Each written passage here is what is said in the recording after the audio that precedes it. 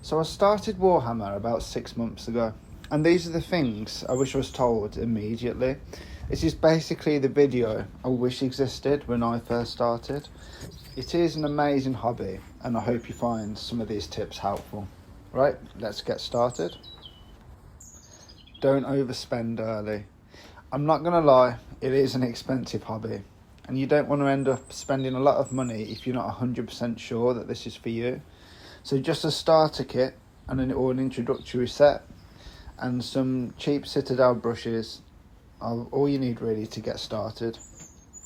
I am going to touch on what I think the best brushes are, but if you want to spend small to begin with, I did find the small layer brush to be brilliant to begin with. Also, the rule of cool is important, so if these minis don't do it for you, just pick a box set that you do find interesting and you think is going to hold your attention. That way you're more likely to continue with the hobby afterwards. Now, when I first started the hobby, I used this thing, and it's not bad, but there is something that really upped my game, and that was the wet palette. Now, you can get these homemade as well, but this wasn't too expensive, and this really changed how I paint. Using it is simple. You just kind of wet the foam that's inside and resist the urge to kind of wring it out, and you just pop it in its tray. You want it nice and wet, and then you just simply add the sheet on top, and once you've kind of spaced it out properly, you are good to go.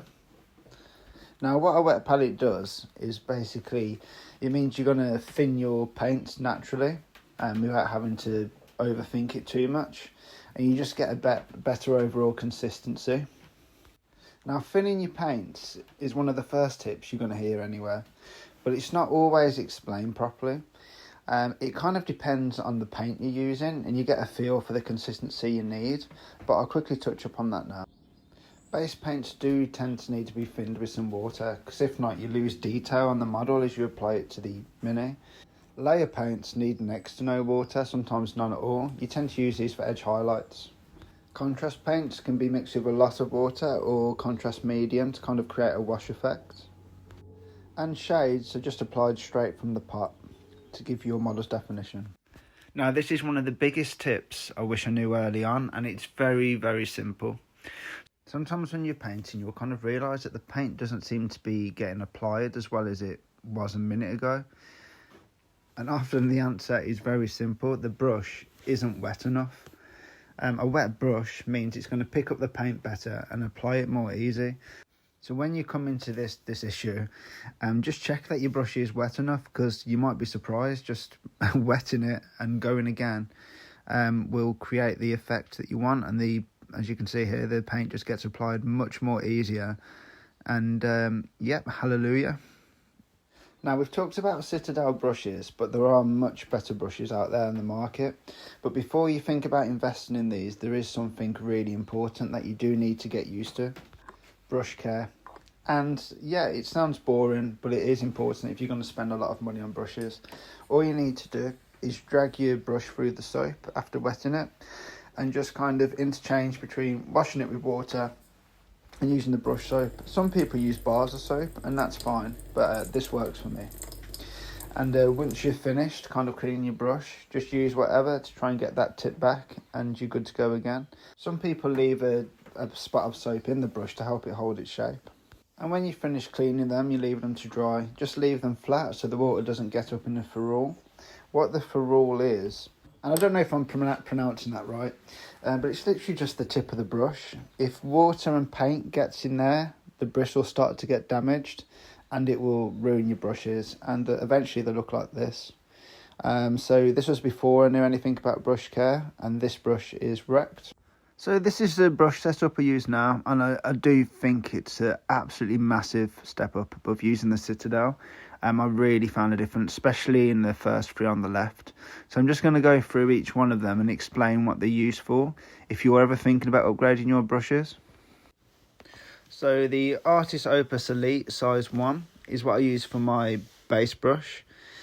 So kind of all like your base colours, your first colours. So, you know, just like when you're doing your flesh and the carapace on this model, for example. I use a Raphael 8404 size 0 for kind of your smaller details and your edge highlights. I did find this a massive step up when I got this. I was really impressed. And the Windsor Newton, also size 0, I use for my very tiny details like your eyes or fixing very small mistakes. The Raphael 8404 size 2 I use for shades and washes. The important thing to realise about these brushes as well, right, is they are kind of like between £10 and £20. So you do want to make sure that you do get that brush care nailed first, so you're not kind of overspending. And finally, for dry brushes, I use my Artist Opus, which I've just recently got. Dry brushing is a good technique to get down as a beginner. So it might be something you want to look into as you're starting. Now, I'm not, of course, saying these are the best brushes in the world. Everyone's going to have different opinions on what the best brushes are. There are a lot of good brands out there. The reason you might not think about just outright getting a set is you can end up getting brushes you're just not going to use. I've done a lot of research into these, and these are just what works for me. One of the questions I often get asked from people starting up Warhammer is, do I really need to prime my minis? And the answer is no, but you really should. It just makes it so much easier. I'd recommend just a simple spray primer. There are other methods of doing it, but it just will stop the paint from flaking, and it will just make it a lot easier when you come to actually apply the paint to your models. If you don't prime your minis, you have to do multiple thin layers, and it just doesn't quite work as well. A quick tip that I wish I'd thought of right from the get-go is you do need good lighting. I mean, most of us kind of do this hobby of a night time, and I didn't think about getting a light right from the start. I wish I had. I had to get one pretty quick.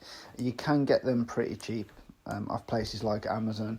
You don't need to spend an absolute fortune. But if you haven't got great lighting in your room, it is really something that you need to think about. That alongside with a good cutting mat or something to put your minis down on. You will want to think about storage early on, especially because paint really can get out of hand to kind of an extreme very quickly. And even thinking about where you're actually going to store your minis, you don't need to spend an absolute fortune.